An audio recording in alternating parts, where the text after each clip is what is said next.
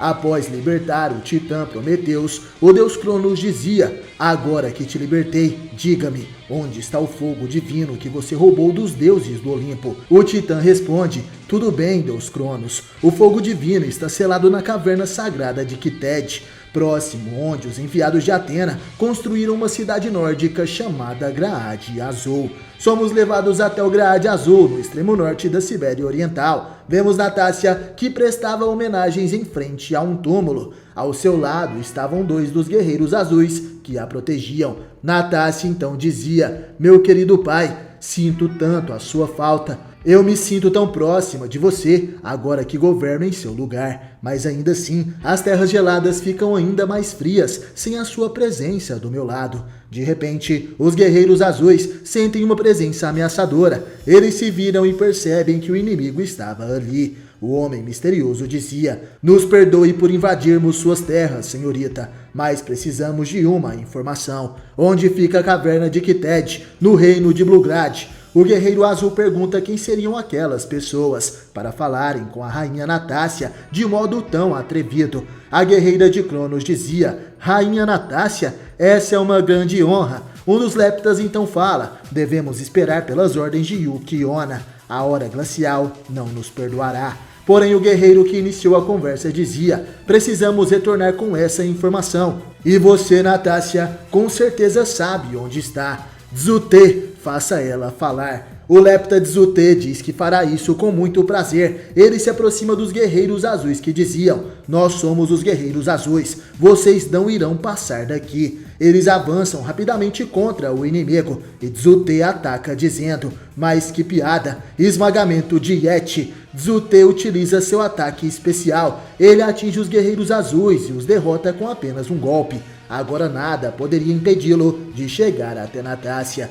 Ele dizia: vocês são tão perigosos quanto filhotes de urso. Agora venha até aqui, pequenina. Diga-me tudo o que você sabe. Natácia fica nervosa e de repente a máscara de Dzute se trinca. Ela acaba sendo rachada ao meio. O lepta de Cronos foi atacado por um guerreiro poderoso. Esse é o líder dos guerreiros azuis, Alexei. Ao atacar o inimigo, Alexei dizia: qualquer um que se atreva a tocar na minha rainha terá que pagar com a vida. Alexei ataca com o seu golpe, o Impulso Azul. Ele atinge Dzute de forma fatal e consegue despedaçar a armadura do inimigo. Os guerreiros azuis ficam felizes ao verem o seu senhor. E Alexei falava: nós, os guerreiros azuis, temos a missão de garantir a paz no reino, bem como a segurança da nossa rainha. Natácia fica surpresa ao ver o seu irmão, e o guerreiro de Cronos falava: a paz no reino? Me parece que você não é a melhor pessoa para falar de paz. Você não é o famoso príncipe que assassinou o próprio pai,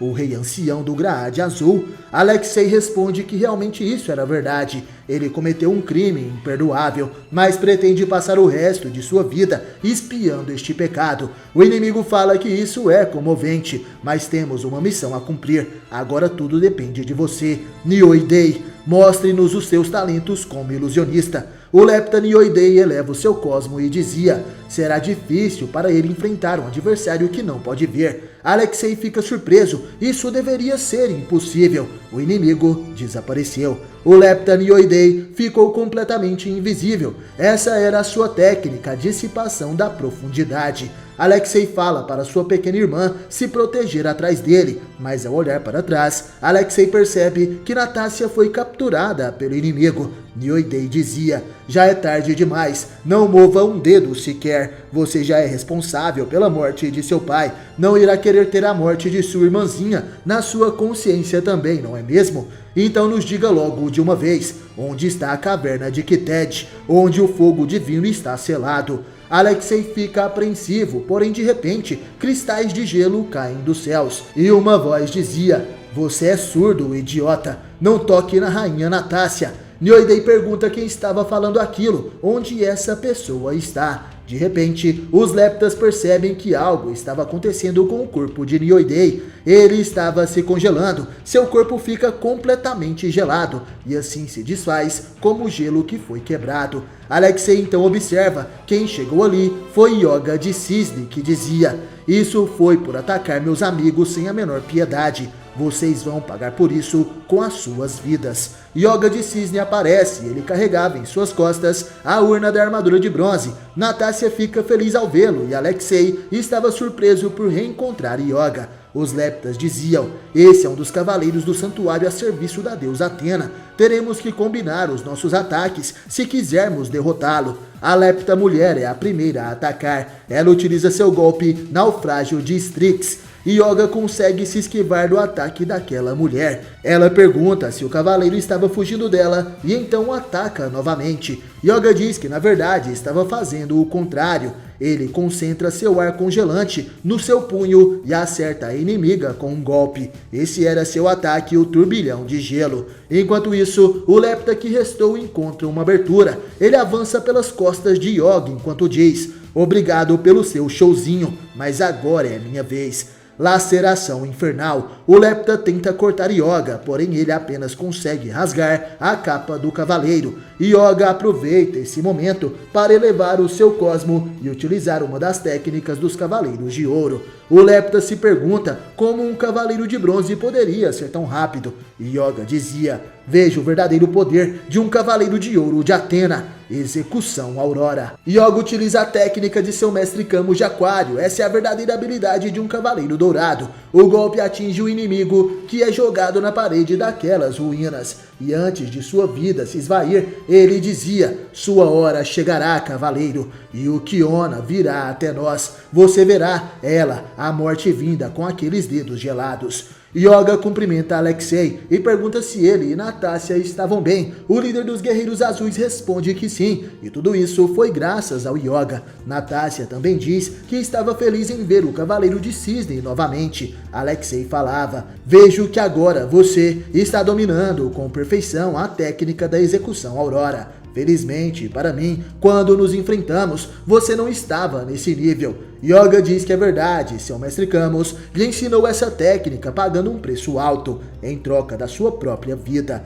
Natácia dizia: meus pêsames, cavaleiro, mas por que você voltou aqui? Yoga responde que estava ali para anunciar a vinda de Saori Kido, a reencarnação da deusa Atena. Natácia fica surpresa. A deusa Atena virá até Blugrad. Somos levados até o templo de Cronos. O deus do tempo perguntava: diga-me, Prometeus, meu templo atual é bem melhor do que a montanha do Cáucaso, não é? O Titã então responde: eu mantive minha promessa, deus Cronos. Então por que eu ainda estou retido aqui? Sou tão prisioneiro em seu templo como era antes das minhas correntes. Cronos fala para ele não ficar com medo. Em breve você estará livre, desde que não tenha mentido para mim. Prometeus pergunta se Cronos o chamava de mentiroso. O deus do tempo diz que aprendeu bastante com seus erros. Zeus achou uma ótima ideia me trair por se enxergar como o maior dos deuses do Olimpo. Por isso pretendo mostrar a ele que posso superá-lo. Prometeus então pergunta se o deus do tempo pretende fazer qualquer coisa para conquistar esse objetivo.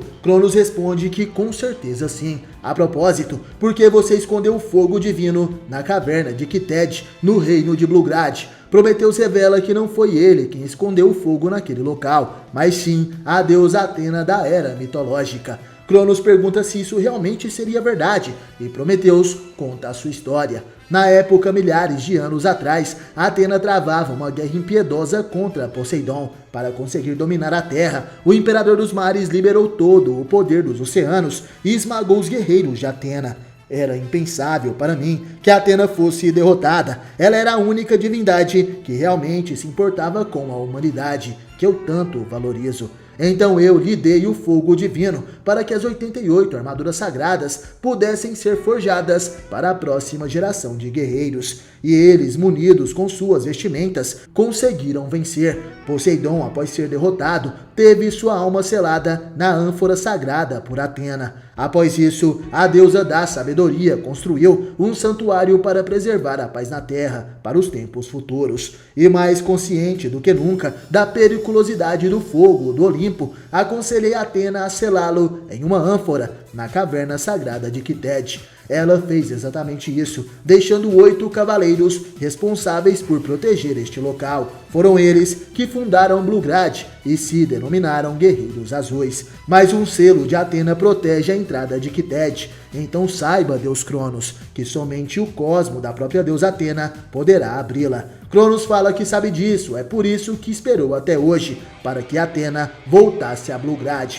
Cronos dizia, Saori, que é a atual reencarnação de Atena, está atualmente no caminho para Blugrad. Assim como a deusa da era mitológica, ela atravessou as terras distantes do norte da Europa, onde viviam os adoradores do deus Odin. Ela navegou durante dias no Oceano Ártico para chegar no mar da Sibéria Oriental e em breve chegará às margens das terras geladas, onde se encontra Blugrad.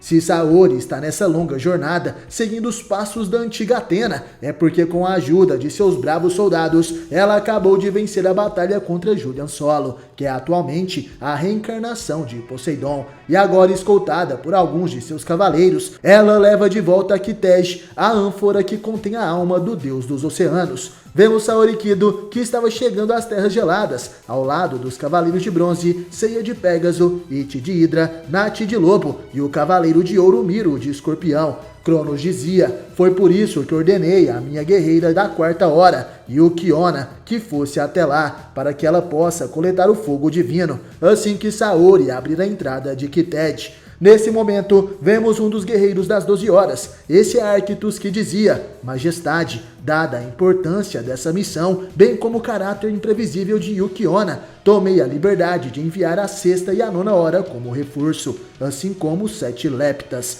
Logo atrás de Arctos estava Sponde, que também é um dos guerreiros principais de Cronos. Ele falava, acredito que você não tomou uma boa decisão, Arctos. 4 desses leptas quase puseram tudo a perder ao se revelarem cedo demais, colocando todo o exército dos Guerreiros Azuis em alerta. Depois de Dracma, que atacou Atena no Japão, ele adquiriu um hábito detestável de não seguir as ordens que foram dadas. Grande Deus Cronos. Felizmente também enviei alguém para lá, a minha melhor lepta. Ele pelo menos seguirá adequadamente as suas ordens. Arctos fica furioso e responde que ela seja capaz de lhe ensinar a obedecer os meus comandos. Cronos ordena que os dois parem. Eu não me importo com suas brigas inúteis, contanto que alcancemos o meu objetivo. É melhor que não falem ou me traiam. Tragam-me de volta o fogo sagrado do Olimpo, custe o que custar. Somos levados até o gigantesco Palácio Real de Blugrad. Atena e seus cavaleiros acabam de chegar nesse local. Eles são recepcionados por Natácia e Alexei. Os irmãos estavam de joelhos e diziam,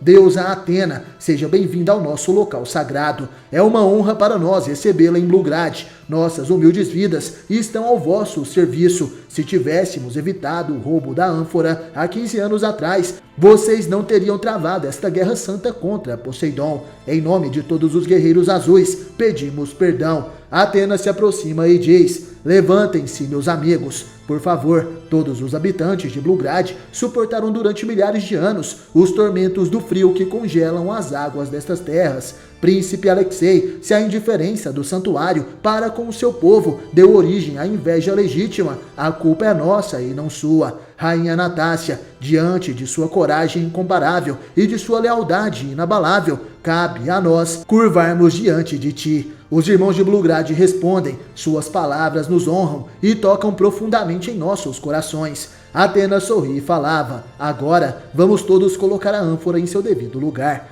Os cavaleiros acompanham Atena pelas escadarias geladas. Aquela é uma escadaria esculpida nas rochas. Natácia responde que sim, que Ted estava localizada na fundação do palácio. Só esta escada pode nos levar até lá. Miro diz que era bom rever Yoga. O cavaleiro de cisne responde o mesmo, mas estou surpreso que tenha recebido permissão do mestre ancião para deixar o santuário. Miro dizia, meu templo é um dos mais distantes da entrada do santuário. Quem quiser entrar nas 12 casas deve primeiro lutar contra Mu, Aldebaran, Aioria e Shaka. Em resumo, acho que não devemos nos preocupar. Seiya responde que Miro tem uma memória curta. Afinal, eles, os Cavaleiros de Bronze, conseguiram fazer isso. Iti fala que o Pégaso, como sempre, é um arrogante. E Nati sorrindo fala que essas vitórias não deixaram Seiya mais modesto. Seiya se aproxima e diz, podem falar o que quiserem, mas vocês dois também estão se gabando por serem escolhidos para essa missão. It começa a rir e diz que Seiya estava errado, mas era visível a sua felicidade. De repente vemos uma criança que estava acompanhando a todos e dizia: Yoga, o Cavaleiro de Cisne, a lenda viva. Não posso acreditar no que estou vendo. Eu vou me tornar um guerreiro azul, como meu irmão mais velho, Alexei. Alexei dizia: vamos lá, Talos, não incomode o nosso convidado. De repente eles chegam no fim daquelas escadas. Natácia diz que esse é o portal que conduz a Kited. Naquela grande porta tinha um selo de Atena. Saori então se aproxima e remove o selamento. A porta gigantesca finalmente se abre perante eles. Miro diz que o portal reconheceu o cosmo da deusa Atena, por isso autorizou a entrada na caverna sagrada. Dentro daquele lugar existia um altar e um cisne gigantesco feito de gelo. Atena caminha até o altar para colocar a ânfora e dizia: Cavaleiros, a guerra santa entre nós e o Imperador dos Mares finalmente acabou. A ânfora que contém o espírito de Poseidon repousará mais uma vez aqui, sob a supervisão benevolente dos habitantes de Blugrad. A paz enfim poderá reinar sobre a terra. De repente, Miro de Escorpião pressente algo. Ele tem a impressão de que não estão sozinhos naquele lugar. Do lado de fora da caverna de Kited, vemos os soldados de Cronos que diziam: o portal está aberto, cabe a vocês intervirem agora. Seiya dizia que aquela caverna era incrível. Vejam isso, é realmente muito lindo. Talos também falava: irmã Natácia, você não estava mentindo mesmo, nunca vi algo parecido. Natácia fala que durante milhares de anos a natureza esculpiu o gelo para fazer de Kited a mais bela joia das terras nórdicas. Yoga dizia: é estranho, minha armadura parece vibrar desde que entramos em Kited, principalmente aqui, diante dessa estátua do cisne. Natácia fala que isso não a surpreende. De acordo com nossos livros antigos, essa estátua foi esculpida por um dos 8 cavaleiros de Atena que fundaram Blugrad. Seu nome era Tyr, o lendário Cavaleiro de Cisne. Ele foi o primeiro a usar a armadura de cisne. Talos diz que em Blugrad, o Cavaleiro de Cisne é uma verdadeira lenda. Alexei também revela: na verdade, essa estátua foi feita para prender em suas asas o fogo divino que Atena trouxe para cá na era mitológica. Yoga fica intrigado com o fogo divino, porém de repente os soldados de Cronos atacam. O teto da caverna começa a desabar e Miro dizia: tomem cuidado, a caverna está desabando. Ele utiliza seu cosmo para conter os destroços e proteger Atena. Yoga rapidamente protege Talos. Após aquele ataque surpresa, os cavaleiros de bronze perguntam se Atena estava bem. Yoga percebe que Talos estava com sua perna ferida. Seiya se pergunta o que estava acontecendo ali, e Miro dizia: este deslizamento de terra é obra de 3 intrusos que ousaram entrar no recinto sagrado de Kited. Vocês irão pagar por sua audácia. Miro avista os 3 intrusos que tentavam quebrar o gelo da estátua de cisne. O Cavaleiro de Escorpião rapidamente ataca com suas agulhas escarlates. Os soldados de Cronos diziam: não temos escolha, teremos que lutar. Infelizmente fomos descobertos. Miro falava: descobrirão o que acontece com quem profana um lugar sagrado de Atena. Agulha escarlate. Os soldados de Cronos são pegos naquele ataque. Suas armaduras são completamente destruídas pelo Cavaleiro de Escorpião. Porém a enviada de Sponder ainda estava escondida e percebe o que acontece e consegue escapar. Seiya se perguntava quem seriam esses 3 guerreiros derrotados por Miro, e Alexei dizia: eles se parecem com os guerreiros que nos atacaram e foram derrotados por Yoga. Não há dúvidas que eles também queriam colocar as mãos no fogo divino. Miro responde que esses invasores são tolos. O fogo divino não está mais em Kited há anos. Alexei responde que o cavaleiro está certo. Há 8 anos atrás, quando ele ainda era uma criança, eu desafiei as ordens de meu pai e fui até o portal de Kited. Queria vê-lo com meus próprios olhos e, para minha surpresa, o selo de Atena, com vários milênios de idade,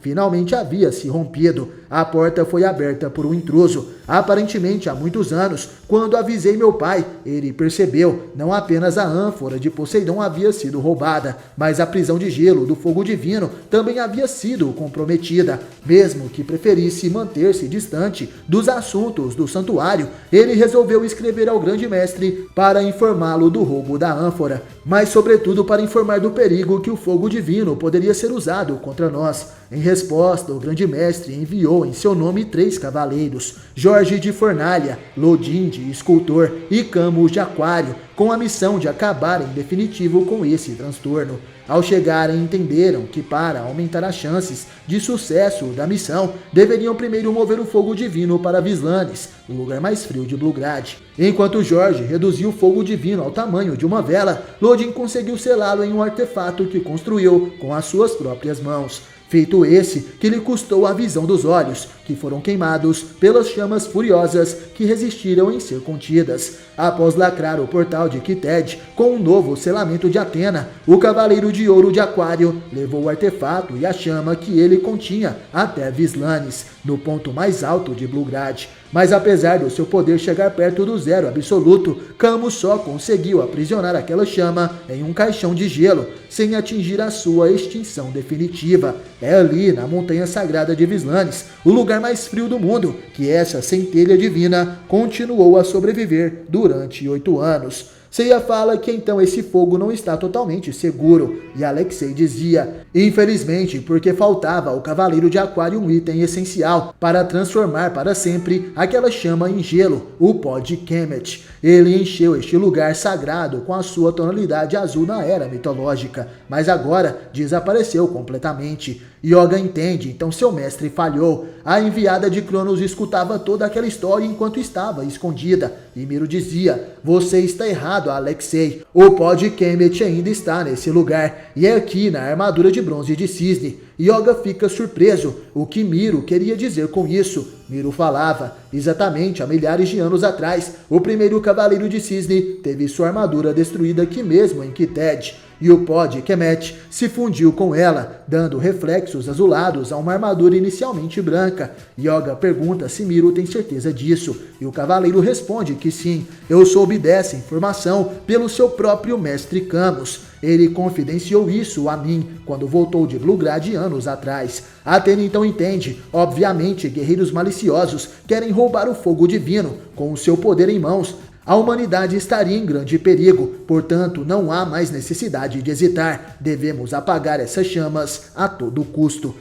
Atena diz que, diferente de Camus, Yoga consegue dominar o zero absoluto. Ele também possui o pó de Kemet, graças à armadura de cisne. Você é o único que pode aperfeiçoar o trabalho incompleto de seu mestre. Yoga entende o que Saori quer dizer, e Alexei fala que será o guia de Yoga para chegar até Vislanes. Seiya dizia, eu também vou acompanhá-lo para te ajudar, Yoga. Não vamos perder mais um minuto. Yoga agradece seus amigos e todos seguem em frente. Seiya, Yoga e Alexei têm o objetivo de chegar até Vislanes. A serva de Cronos, que foi enviada por Sponder, conta aquela história para Yukiona. A guerreira das 12 horas de Cronos agradece aquelas valiosas informações. A Lepta responde que essa era a sua missão, porém os outros Leptas encontraram a morte. Yukiona responde, mas que tristeza, eu os considerava um pouco como meus filhos, mas eles eram imperfeitos demais para me merecerem como mãe. Yukiona apresenta a 4ª hora. Ao seu lado estava Marok de Lobo Branco,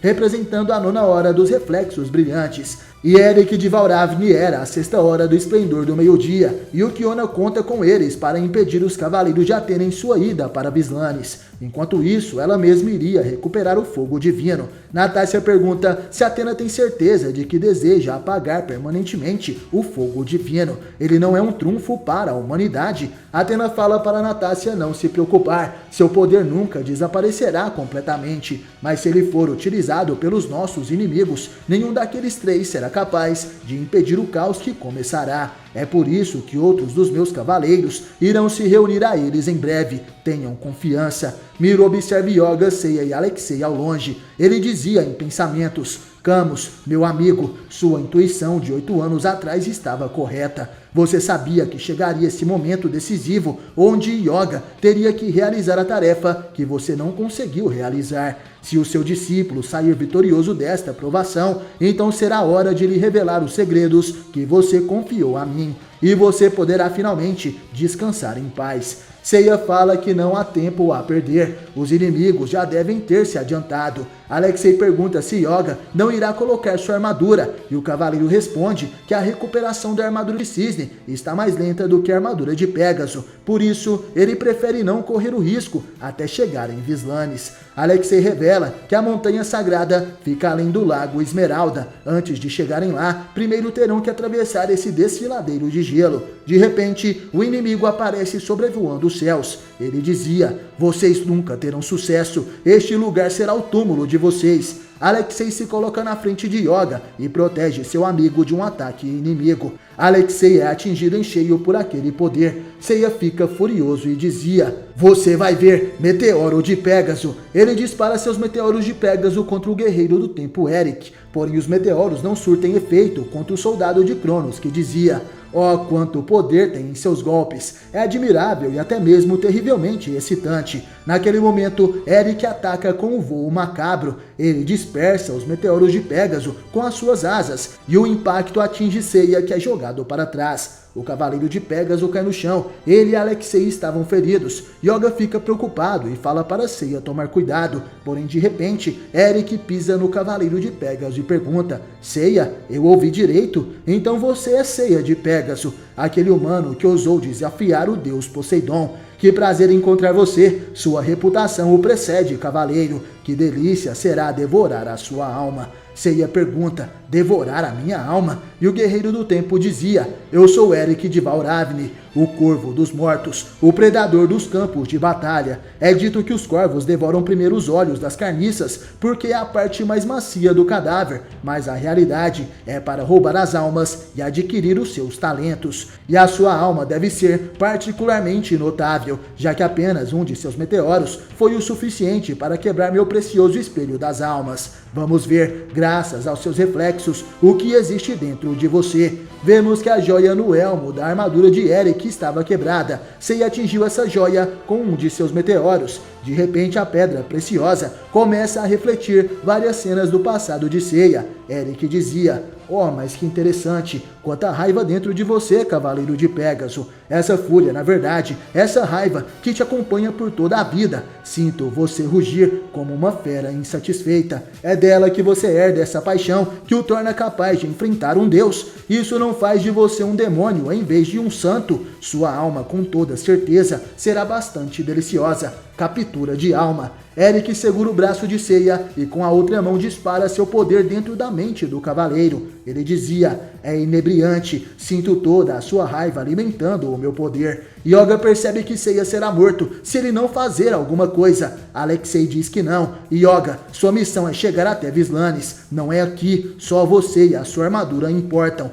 Eu irei ajudar o cavaleiro de Pégaso. Vá em frente, eu alcanço você. Yoga entende e pede para Alexei ajudar o Seiya. O cavaleiro de Cisne segue seu caminho e Alexei parte para o ataque. É exatamente isso que ele deve fazer. Ele concentra seu poder no punho e dispara o impulso azul contra o inimigo. Eric é obrigado a se afastar de Seiya. Ele dizia: ainda está de pé, não é? Vou fazer você se arrepender de ter me impedido de terminar minha deliciosa refeição. Enquanto eu estiver vivo, não deixarei que toque no cavaleiro de Pégaso. Apesar de sua coragem, temo que sua alma tenha um sabor muito insípido, comparado ao que acabei de saborear. Então é melhor não prolongarmos essa luta. O cavaleiro do tempo dispara seu golpe e o voo macabro. Alexei tenta se defender do impacto, porém seu corpo estava sendo ferido por aquele ataque. Ele dizia em pensamentos: eu não posso cair assim facilmente. Eu prometi que protegeria o Pégaso. Vamos lá, cavaleiro, levante-se. Yoga me falou muito bem sobre você. Sim, você às vezes sucumbe à raiva,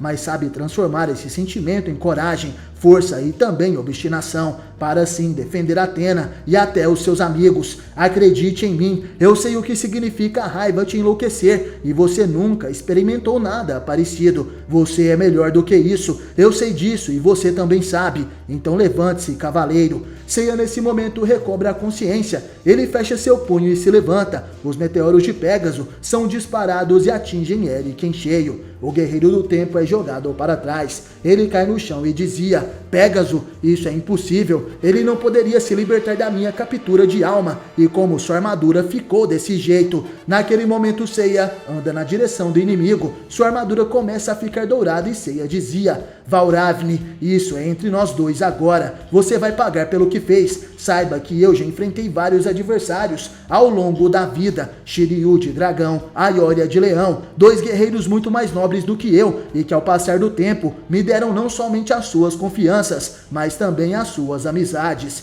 Eles até mesmo nutriram minha armadura com seus próprios sangues, e por isso agora ela pode brilhar neste tom dourado. E você não é nada se comparado a eles. Você não passa de um necrófago que se alimenta do poder dos outros para lhe dar uma aparência de força. Eric chama Seiya de maldito e diz que isso não era verdade. O Cavaleiro de Pégaso concentra seu cosmo no punho e diz: veja meu cosmo queimar intensamente Valravn. Esta é a prova de que meus sentimentos não são uma raiva irresponsável, mas sim uma furiosa determinação que me impulsiona a proteger os meus nobres amigos. Seiya dispara o seu golpe mais poderoso. Esse é o Cometa de Pégaso. Ele atinge o corpo do guerreiro Eric de Valravn, que em seus momentos finais dizia: não, isso é impossível, eu não posso ser derrotado assim, eu sou o rei dos campos de batalha. O Cavaleiro de Cronos cai no abismo e vendo aquilo Seiya dizia: você viveu como um covarde e morreu como um miserável. Obrigado por sua ajuda, Alexei.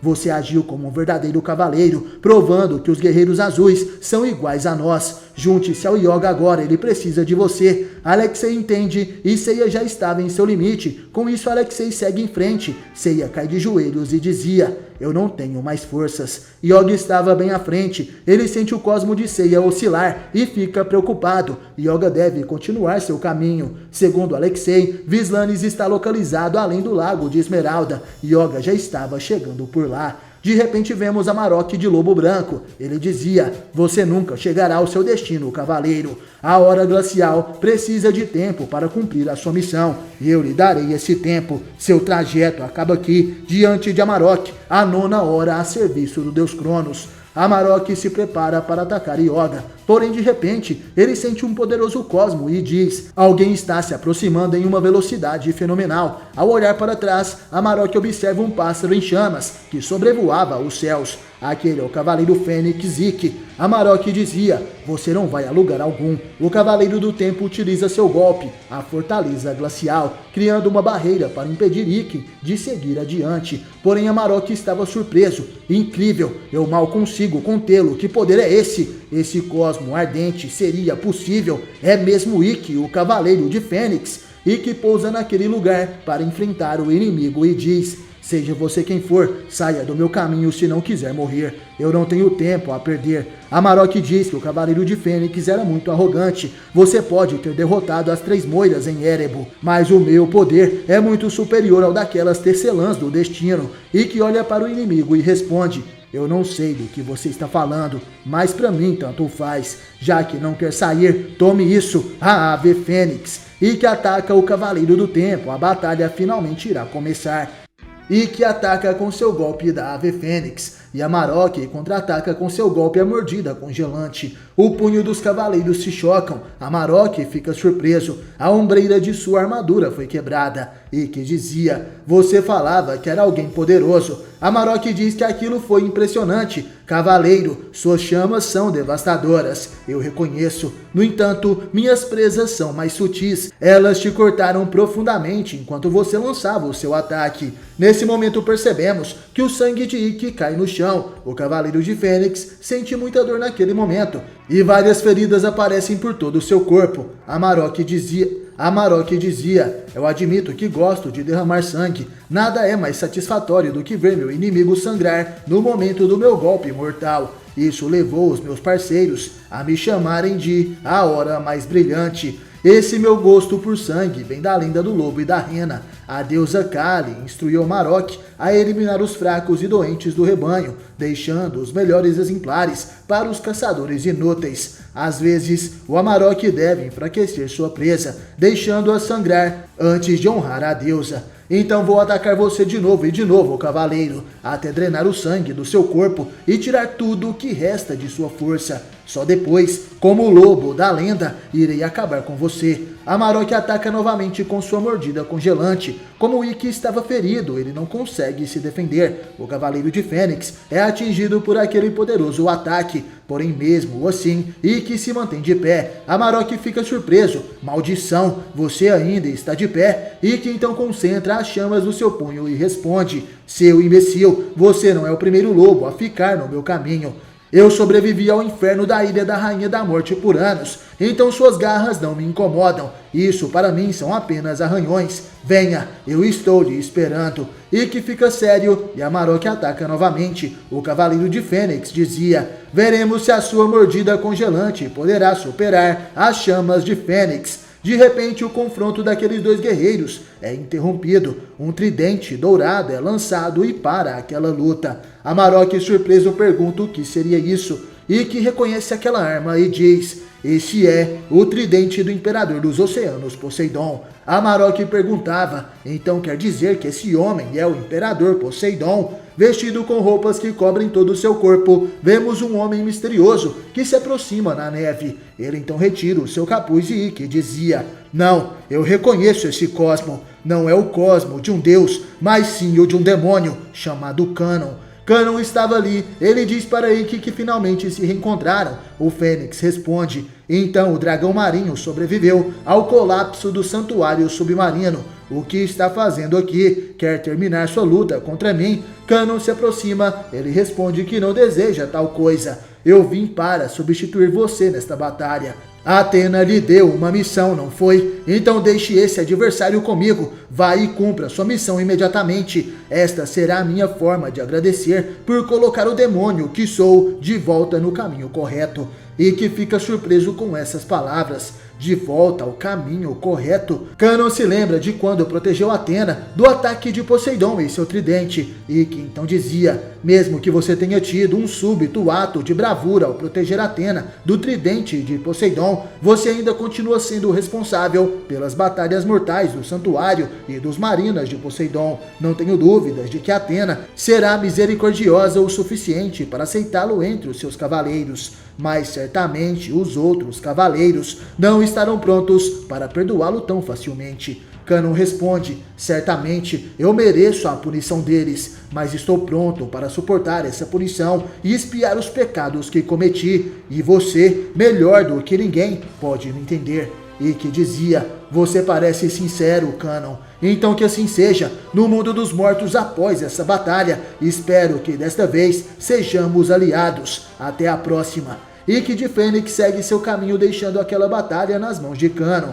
Amarok de Lobo Branco gritava: ei, aonde você vai, Fênix? Volte aqui. Canon abre seus braços e impede que Amarok siga o Ikki. Ele dizia: você ainda não entendeu? Eu sou o seu adversário a partir de agora. Amarok fica surpreso. O meu adversário? Você deu uma boa olhada em si mesmo? Você está vestido com trapos, não usa nenhuma armadura e parece mais fraco do que uma criança. Canon sorri e responde: se eu sou como você diz, do que você está reclamando, como a reencarnação do Lobo Branco, dos inúteis, você tem o dever de eliminar os frutos podres, não é? Amarok sorri e diz que Canon tem razão. Já que esse é seu desejo, eu o farei. Amarok parte para o ataque e Canon dizia: infelizmente para você, eu não sou exatamente o cordeiro indefeso que imagina. Explosão galáctica. Amarok fica surpreso. Canon cria uma imensa luz que surge da explosão de várias galáxias. Esse é o ataque mais poderoso da constelação de Gêmeos. Amarok é atingido e antes que possa fazer algo é completamente derrotado. Caído, ele pergunta quem realmente era Canon. O que é esse grande poder? Canon responde dizendo que não era ninguém. Sou nada menos do que mais um guerreiro assombrado por seu passado e pecados, que inicia sua busca pela redenção, na esperança de que isso me conduza até Athena e também ao seu perdão. Canon segue seu caminho. Nesse momento vemos Yoga, que estava mais à frente. Ele carrega consigo a armadura de cisne e avista a montanha sagrada de Vislanes. Yoga dizia: mas que estranho, esse lugar deveria ser o mais frio do mundo, mas sinto um calor intenso emanando dele. Espero não ter chegado tarde demais. Ali está o caixão de gelo feito por seu mestre, e o artefato de Lodin está em seu interior, mas o fogo começou a ser liberado. Yoga percebe que o fogo do Olimpo estava conseguindo sair de dentro do caixão de gelo e logo à sua frente ele avista uma mulher que dizia: exatamente, cavaleiro, se você tivesse demorado mais alguns instantes, ele seria meu. Eric e Amarok deveriam ter contido você por tempo suficiente para me deixar agir, mas aqueles incompetentes falharam. Portanto, terei que cuidar de você pessoalmente antes de levar o fogo divino. Yoga responde: eu não pretendo deixá-la fazer isso sem alguma resistência. Pó de diamante. Yoga ataca com seu ar congelante, porém Yukiona se mantém calma e responde: isso é tudo o que pode fazer. Com seu poder telepático, Yukiona, que possui as marcas dos lemurianos em sua testa, consegue repelir o ataque de Yoga e jogá-lo para trás. Yoga estava surpreso. Incrível, ela absorveu o meu ataque e está o repelindo. A mulher então se apresenta: eu me chamo Yukiona, a morte através dos dedos congelados. O seu pó de diamante tem o mesmo efeito de uma carícia refrescante para o meu bebê e para mim. Nesse momento, Yoga fica surpreso. Ele não acredita no que seus olhos estavam vendo. Aquela mulher estava segurando um recém-nascido. Yukiona então coloca o bebê em cima do gelo e dizia: espere por mim aqui, meu querido, enquanto eu cuido desse senhor feio e recolho o fogo divino. Mamãe voltará muito em breve. Nesse momento, Yoga percebe que o bebê não emite nenhum calor vital, embora ele devesse. Isso seria apenas uma estratégia horrível de Yukiona. A mulher dizia: agora somos nós dois. Você realmente irá se opor a mim? É mesmo capaz disso? Yoga ergue seus braços em forma do vaso de aquário. Ele dizia: se eu me sinto capaz disso, eu vou atacá-la com o golpe mais poderoso de meu querido mestre Camus. Tome isso, a execução Aurora. Yoga ataca com o golpe mais poderoso da constelação de Aquário. Ele acredita que desta vez Yukiona não irá conseguir conter o seu poder, porém de repente o cavaleiro fica surpreso. Rapidamente uma armadura protege o corpo daquela mulher, que dizia: bravo, cavaleiro, você foi capaz de atingir o zero absoluto com este golpe. O seu esforço é louvável, mas mal deu para congelar as minhas roupas. Quanto mais congelar a minha aura, você terá que fazer mais, muito mais do que isso. Saiba para a sua infelicidade que sou capaz de baixar o meu cosmo a uma temperatura ainda menor do que essa de sua técnica. Então não terei dificuldade em derrotá-lo, mas não tenho desejo de matar você, não mais. Yoga pergunta o que ela estava dizendo e a mulher responde: você é apenas uma criança perdida, procurando pela proteção de uma mãe. Quando você lançou o seu ataque, minha mente ressoou com a sua. Eu sinto o seu amor incondicional por sua mãe, que permanece mesmo com o passar dos anos, apesar de sua triste separação. Ele é profundo, magnífico, mas não deixe que esse suposto pai substituto, seu mestre Camus de Aquário, o destrua, mesmo sendo ele o responsável pela morte de sua mãe. Yoga fica furioso. Ele pergunta como seu mestre Camus seria o responsável pela morte de sua mãe. Quer me enganar com suas mentiras agora? Yukiona concentra seu cosmo e responde: eu queria que fosse mentira, mas os pais sempre mentem. Deixe-me mostrar a verdade. Berço das quimeras. Nesse momento, Yukiona dispara sua habilidade diretamente na mente de Yoga. Ela dizia: reviva o naufrágio daquele barco. Experimente seu desgosto quando você foi arrancado dela e levado para a costa, longe de seu amor. Sinta a cruel desilusão do abandono, deixando-o entregue ao seu triste destino, pelas mãos do seu mestre, o Cavaleiro de Ouro Camus de Aquário.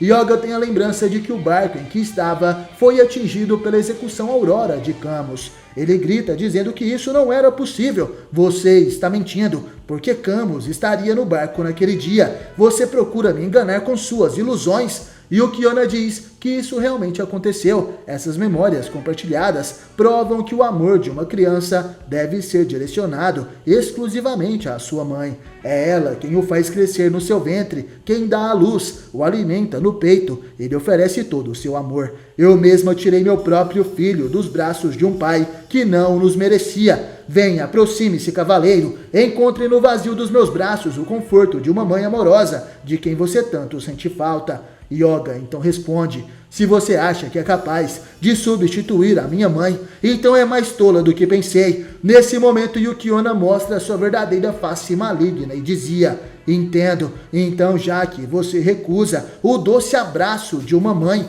então receba a cólera glacial de um demônio. Que o inverno mortal caia sobre você. Nesse momento, Yoga é atingido pelo grande poder de Yuki-onna. Yoga cai nas águas geladas e chama por seu mestre Camus em pensamentos. Yuki-onna dizia: mas que garoto ingrato, ele não merece o amor de uma mãe. Seja paciente, meu querido, um dia encontraremos uma alma perfeita para você. Ao que tudo indica, a mulher estava buscando um corpo para a alma de seu filho, assim como Pandora procurou um corpo para hospedar a alma de Hades. A mulher dizia em pensamentos: este é o lendário esquife de gelo de Camus de Aquário. É dito ser inquebrável, mas na realidade pode ser destruído usando o zero absoluto, e eu sou capaz de fazer isso. Yuki-onna facilmente consegue colocar suas mãos no artefato que contém o fogo do Olimpo. Ela dizia: isso ficou ainda mais fácil após absorver a execução aurora de Yoga. Pronto, o artefato agora está comigo. Quem se importa se Bluegrad for devastada pelo fogo divino, contanto que eu possua uma de suas chamas. De repente, uma estrela em chamas cai naquele lugar. A mulher se pergunta o que era aquilo. Esse é um cavaleiro de Atena? Eu reconheço esse Cosmo. Você é aquele tal de Fênix. Foi você que resistiu às garras e presas de Amarok. Por acaso veio vingar o seu amigo e que, sem dizer nenhuma palavra, parte diretamente para o ataque. Ele utiliza seu novo golpe, o Turbilhão Infernal. O Cavaleiro de Fênix, com suas chamas, tentava combater as chamas do Olimpo, e Yuki-onna falava: eu entendo, você espera conter o fogo divino com seu turbilhão. Isso é um grande absurdo. Você nunca terá sucesso, cavaleiro. Somente Hefesto pode controlá-lo. E que então se assusta. Essa mulher estava dizendo a verdade. Ele não pode contê-lo. A armadura de Fênix começa a ser destruída e o corpo de Ikki é atingido diretamente. A mulher dizia: ao se opor às chamas do Olimpo, sua armadura será consumida e então será a sua vez. É isso, tudo que restará de você serão apenas cinzas. Adeus, Fênix. Bom, agora vamos. Cronos deve estar impaciente nos esperando. Yoga estava no fundo do mar e dizia: então é assim que é estar morto. Não sinto mais nenhuma dor. É como se eu estivesse petrificado pelo frio e pela tristeza do luto. Como eu estive no dia em que minha mãe morreu. Será que finalmente me juntarei a ela nas profundezas congeladas do esquecimento? Mas o que é isso? Naquele momento, mãos douradas feitas de Cosmo alcançam Yoga. Ele dizia: eu me senti assim antes há muito tempo, como o carinho de um pai enxugando as lágrimas do filho. É um calor suave, um Cosmo benevolente, e está aquecendo meu coração e minha alma. Será que, nesse momento, alguém puxa Yoga de dentro da água? Aquele era Alexei, que dizia: levante-se, cavaleiro, consegui chegar a tempo. Se eu me atrasasse um segundo, não teria conseguido te salvar. Você precisa agir logo. Yuki-onna destruiu o esquife de gelo e está em posse do fogo divino. Yoga dizia: você cumpriu a sua missão, agora eu vou cumprir a minha. Yoga se levanta e vai na direção de sua adversária. Ele chama por Yuki-onna, que responde: o retorno do filho pródigo. Somente os pais permanecem presentes para recebê-los tão calorosamente. Yoga, furioso, dizia: você continua tentando me confundir com minha mãe e meu mestre. Admito que estou preocupado com isso, mas não me importo. Não é sobre mim. O que importa é a missão que Atena me confiou. Yuki-onna pergunta qual seria essa missão, e Yoga responde: apagar o fogo divino e evitar que ele seja usado para extinguir Bluegrad e o mundo, e você morrerá se ficar no meu caminho. A mulher dizia: como você apagará esse fogo que estou segurando? Seus ataques não podem fazer nada contra mim, e você não pode resistir aos meus ataques. O resultado dessa luta é indiscutível. Yoga eleva seu Cosmo e responde que é isso que irão ver agora. Yuki-onna ataca mais uma vez com seu inverno mortal, porém ela se surpreende. Como o seu corpo está resistindo, ele será capaz de baixar sua temperatura ainda mais do que a minha. Mas o que está acontecendo? De repente o Cosmo de Yoga fica dourado. A armadura de ouro de Aquário aparece e ele dizia: essa é a armadura de Aquário. Ela veio em meu auxílio, da mesma forma que ocorreu na batalha contra Poseidon. O Aquário e o Cisne estão se reunindo novamente. A partir de agora estamos em condições iguais. Yoga veste a armadura de Aquário e a mulher dizia: se bastasse vestir a armadura de aquário, Camus já teria congelado o fogo divino. Você não terá mais sucesso do que ele. Yoga responde que sim, eu terei, graças à minha armadura do cisne. De repente, a armadura de bronze sai de dentro da caixa. Vemos que a armadura de cisne estava quebrada. E o Kiona então pergunta, com essa armadura em pedaços, é com ela que você pretende alcançar a vitória? Yoga responde que sim, usando o pó de Kemet, que foi fundido a ela desde a era mitológica, e que irei extrair dela usando a técnica do ponto triplo. Alexei fica surpreso. O que seria o ponto triplo? E Yoga explica. O ponto triplo é o ponto único de temperatura e pressão que permite a existência de um elemento em 3 formas, sendo sólido, líquido e gasoso. Durante o meu treinamento na Sibéria, aprendi a influenciar, graças ao meu cosmo, a temperatura é a pressão dos elementos. Cada elemento tem seu próprio ponto triplo, apenas basta eu aplicá-lo ao pó de Kemet para que ele seja extraído parcialmente da armadura de cisne. Então observe. E o Kiona dizia, é verdade, gotas azuis estão se formando nas bordas de sua armadura e flutuam suspensas no ar. Yoga se prepara para lutar e diz, agora associado ao zero absoluto e concentrado em uma zona bem delimitada, o pó de Kemet irá congelar o fogo divino para sempre. E o Kiona falava, se tiver que acertar um ponto específico, você já perdeu. Olhe ao seu redor, o fogo se espalhou por toda parte. Yoga responde que o fogo não irá se espalhar mais do que isso. Você se esqueceu de um detalhe essencial. O fogo divino começa a se movimentar e o Kiona se pergunta o que estava acontecendo. O fogo estava se concentrando em apenas um ponto. Aquele é Ikki de Fênix. Como isso seria possível? Ikki estava de pé novamente e sua armadura estava intacta. Ele dizia, você não conhece a lenda do pássaro imortal, criado nas chamas mais ardentes. A Fênix se consome para renascer mais forte das suas próprias cinzas. E minha armadura, ressuscitada pelo fogo divino e pelo sangue que eu derramei, evoluiu novamente, aumentando o meu poder em 10 vezes. Essa é a ressurreição de Fênix. E o Kiona fica assustada, isso é impossível. Ele conseguiu canalizar todas as chamas para suas mãos. E Yoga dizia, vá em frente, Ikki, dispare todo esse fogo no esquife. Ikki dizia, eu entendo, ele quer forçar Yukiona a resistir ao meu ataque. Em vez de evitá-lo, estou correndo o risco. Ikki dispara o fogo divino e a mulher corre desesperada para proteger o seu filho. Ela é atingida por aquele ataque e o fogo se espalha por todo o seu cabelo. Ela dizia, miserável, como ousa? Você vai... E de repente Alexei segura a guerreira de Cronos e diz, Yoga, eu a detive, dispare o seu golpe. A mulher dizia, me solte, ou você também se transformará em uma estátua de gelo. Alexei diz que não se importava. Eu cometi um pecado irreparável ao matar o meu pai. Então eu ofereço minha vida para salvar a minha irmã, meu irmão e todo o povo de Bluegrad. Então vá depressa, Yoga. Não hesite, você não terá uma chance melhor do que essa. Yoga concentra seu cosmo dourado e diz, Alexei, a história se repete igual há 7 anos. 3 cavaleiros unidos por um único objetivo em comum. Jorge, aquele que conseguiu concentrar o fogo divino em um único ponto. Lodin, o que sacrificou seus próprios olhos para selar o fogo divino.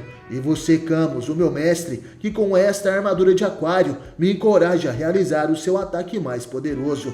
Olhe para nós, aqui estamos, nós 3 tentando reproduzir esse incrível feito, e desta vez concluiremos essa missão em seu nome, graças ao pó de Kemet. Alexei e Ikki gritavam, rápido, Yoga, eu não estou aguentando mais, é agora ou nunca. Yoga gritava que meu cosmo queime ao máximo e atinja o 7º sentido, a execução Aurora. Yoga dispara seu poder e o Kiona grita chamando por seu bebê. Seu corpo é completamente congelado, enquanto o fogo divino é extinto. Um esquife de gelo gigantesco se forma. Yoga diz que tiveram sucesso. O fogo divino foi transformado em gelo eterno. Alexei, mesmo fraco em meio ao gelo, dizia, e o Kiona se foi. Nós vencemos, cavaleiros. Ikki retira o guerreiro azul de dentro do gelo, e Yoga dizia em pensamentos, me perdoe, meu amigo, conseguir evitar seus pontos vitais, mas seu sofrimento deve estar sendo terrível. E que você poderia aquecer Alexei com as chamas de seu cosmo. Ele não está mortalmente ferido, mas o frio pode matá-lo. E que dizia que poderia fazer isso, porém antes ele quer saber o que está envolvido neste pano. Yoga se aproxima do manto onde estava o bebê de Yukiona e ele diz: não tem nada além de um bloco de gelo. E que fica surpreso porque ela arriscou a vida por um pedaço de gelo. Isso não faz nenhum sentido. E Yoga responde: porque o amor dela pelo filho continuou mesmo após a morte, como o meu amor por minha mãe. Um amor conturbado pelo ódio do pai, um amor possessivo a ponto de se tornar prejudicial, mas mesmo assim é um tipo de amor. Ela estava disposta a morrer para protegê-lo. Ela se sacrificaria por ele, e eu respeito isso, o suficiente para garantir que eles se reunirão após a morte. Yoga coloca o filho de Yukiona em seus braços e segue seu caminho. Ele dizia: ter cumprido a minha missão deveria ter me deixado feliz, mas estou atormentado pela dúvida que essas visões ocasionaram a mim. Devo saber a verdade, e eu sei quem pode me revelar isso. Vamos em frente, precisamos retornar ao palácio. Enquanto os cavaleiros iam embora, uma mulher que segura um tipo de tridente se aproxima do artefato criado por Lodin. Os cavaleiros retornam até o palácio de Blugrad. Yoga e Seiya retornam, trazendo com eles Alexei, que estava ferido. Natácia fica feliz ao vê-los. Vemos seu irmão Talos, que fica preocupado com Alexei. Porém, Athena responde: não se desespere com isso, príncipe Talos. Ele está ferido, mas não corre risco de vida. Mas devemos ficar em guarda. Tenho a sensação de que nosso inimigo não está derrotado. Certamente o veremos novamente. Obrigada, cavaleiros. Mais uma vez, colocaram suas vidas em risco para preservar a paz na terra. E te parabeniza Seiya, o cavaleiro de Pégaso conseguiu novamente. Porém Seiya responde: dessa vez eu não fiz muita coisa. Yoga e Ikki deram conta do recado. Nath diz que eles são muito fortes. Nossos rivais da Guerra Galáctica venceram novamente. Natácia recebe Alexei, que estava nos braços de Yoga. O cavaleiro dizia: Rainha Natácia e Príncipe Talos, vocês devem se orgulhar dele. Sem a sua ajuda, o fogo divino teria destruído Blugrad e todo o mundo. Ele honrou o seu falecido pai. O príncipe Alexei recuperou sua honra e seu lugar em Blugrad. Natácia lembra de seu pai. Ele estaria orgulhoso de seu irmão. Ela agradece a Yoga. O cavaleiro então vai até Athena e diz que precisava conversar com Miro de Escorpião. Athena sabia disso e revela que Miro estaria esperando no promontório. Yoga se aproxima e diz: Miro, diga-me a verdade. Você era o melhor amigo de meu mestre. Ele teve alguma coisa a ver com a morte de minha mãe? O cavaleiro de ouro fica surpreso e responde: eu entendo. Camus me fez prometer manter isso em segredo até que você estivesse pronto para ouvir. E acho que esse dia chegou. Aquele mar siberiano que se estende diante de nós, frio e impiedoso, quando atravessou há 7 anos, regressando de Blugrad. Coincidentemente ter cumprido sua missão, ele teve um encontro que marcou para sempre sua vida. Vemos que Camus estava no mesmo navio que Yoga e sua mãe. Natácia se aproxima e pergunta: bom dia, você é um cavaleiro de Atena, não é verdade? Camus revela que sim, é isso mesmo. Mas como você sabe sobre nós cavaleiros? Natácia então revela: uma pessoa que visitamos no Japão me contou muito sobre esses guerreiros corajosos, indomáveis e que possuem um apurado senso de justiça. Espero que meu filho um dia se torne alguém como você, que esses mesmos valores de retidão e coragem guiem seus passos em sua vida adulta. Desejo isso mais do que qualquer coisa no mundo. Essa foi a conversa de Natácia e Camus dentro daquele navio, mas o destino às vezes é trágico. O navio foi atacado pelo Kraken, uma criatura de Poseidon que havia sido libertada ao mesmo tempo que a alma do Imperador dos Mares, há alguns anos atrás. Com seus ataques, o barco começou a afundar. Você teve a sorte de ser resgatado por alguns marinheiros que o colocaram em um bote salva-vidas, mas sua mãe não teve a mesma sorte e permaneceu prisioneira no barco. Camus queria salvá-la, mas ela implorou que ele fosse e protegesse seu filho, pois o Kraken de repente passou a querer atacar o seu bote. Após uma longa luta, Camus conseguiu afugentar aquele monstro marinho, permitindo que os marinheiros chegassem à costa em segurança. Então a mulher o lançou um último olhar agradecido, antes de afundar para sempre no abismo do mar da Sibéria. Se o Kraken atacou aquele navio, foi porque sentiu a bordo a presença de um cavaleiro de Atena, que são inimigos de seu mestre Poseidon. Compreendendo isso, Camus percebeu que era o responsável pelo que tinha acabado de acontecer e sentiu uma profunda culpa. E vendo você petrificado pelo frio e pela tristeza, ele te pegou nos braços e lhe aqueceu com o seu cosmo, para assim lhe devolver a vida. Yoga finalmente entende, então esse cosmo benevolente que sentiu no lago de Vislanes e que certamente já tinha sentido, era de seu mestre Camus. Miro continua. Um ano depois do ocorrido, quando eu lhe disse que você era a criança que ele salvou naquela noite e iria treinar para se tornar um cavaleiro, ele viu isso como um sinal do destino. Ele então pediu ao grande mestre que permitisse que você fosse o seu aluno, fazendo então uma promessa secreta àquela bela mulher, que faria de você o homem que ela mais queria que você se tornasse. Ele acreditou por um tempo que tinha falhado nessa missão e não conseguiu conter suas lágrimas enquanto prendia você no esquife de gelo no templo de Libra. E ele morreu sem ter certeza de que cumpriu verdadeiramente sua promessa. Você herdou todo o seu conhecimento, até mesmo o cosmo final que ele ensinou em seu último suspiro. E hoje você conseguiu cumprir a sua missão, unindo os poderes de Aquário e Cisne. E mais do que isso, ele não teria dúvida se visse o que você se tornou graças a ele, um dos cavaleiros mais honrados. Você se tornou ainda melhor do que ele jamais foi, e como um pai para seu filho, nada poderia deixá-lo mais feliz. Além de sua morte, ele foi capaz de cumprir a promessa que havia feito a esta bela estranha, que não conseguiu salvar e cujo nome nunca soube. Yogi então revela seu nome, Natácia. O nome de minha mãe era Natácia, e o nome daquele quem eu devo tudo é o nobre cavaleiro de ouro, Camus de Aquário, um homem excepcional. Enquanto isso, no templo de Cronos, vemos o deus que estava furioso e gritava: seus inúteis, eu os proibi de falhar. Sponde sofre a ira de Cronos. Ele é atingido pelo cosmo violento daquele deus e pede para que ele pare, por favor. Cronos falava: parar? Por causa da incompetência de vocês, o fogo divino está definitivamente apagado. Todas as minhas esperanças foram frustradas e você sofrerá as consequências, Sponde.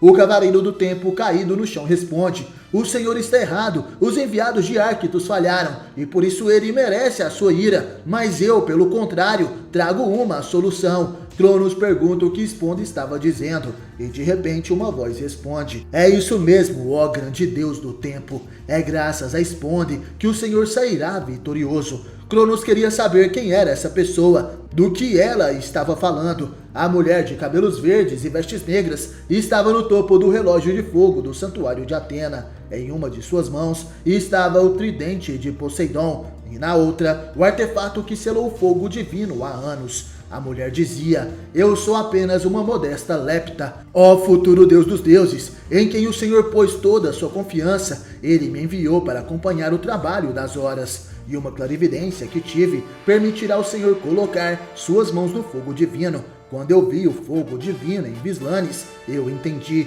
Já tínhamos visto aquelas chamas azuis no passado, durante a Batalha dos 12 Templos. Atena, portanto, não levou todo o fogo divino para Kited, na era mitológica, mas guardou em segredo uma parte dele no santuário, após sua construção, no relógio de fogo do Zodíaco. Cronos fica surpreso com aquilo, o que disse, mas então significa que, e a Lépita, que também pode ser chamada de Hecate, responde: isso mesmo, vossa majestade, as chamas do relógio de fogo são as mesmas do fogo divino, então o senhor só precisa esperar que a guerra santa de Atena contra Hades comece, pois quando os cavaleiros de ouro renegados tentarem cruzar os 12 templos, as 12 chamas do relógio irão ser acesas. Aproveitarei este momento para recolher uma chama divina, e então ela será sua. Cronos fica feliz e diz: grandioso, sua estratégia é grandiosa. Eu os felicito, os dois. Sponde agradece a vossa majestade. E Cronos dizia: então chegou a hora de obter a ajuda do deus ferreiro, o grande Hefestos. Sponde pergunta: como o senhor planeja convencê-lo? Devolver-lhe o fogo de sua forja certamente não será suficiente. Cronos responde: Hefesto é o filho manco de Zeus, o mal-amado do Olimpo, mas até o que os outros deuses, ele deseja reencarnar para viver entre os humanos,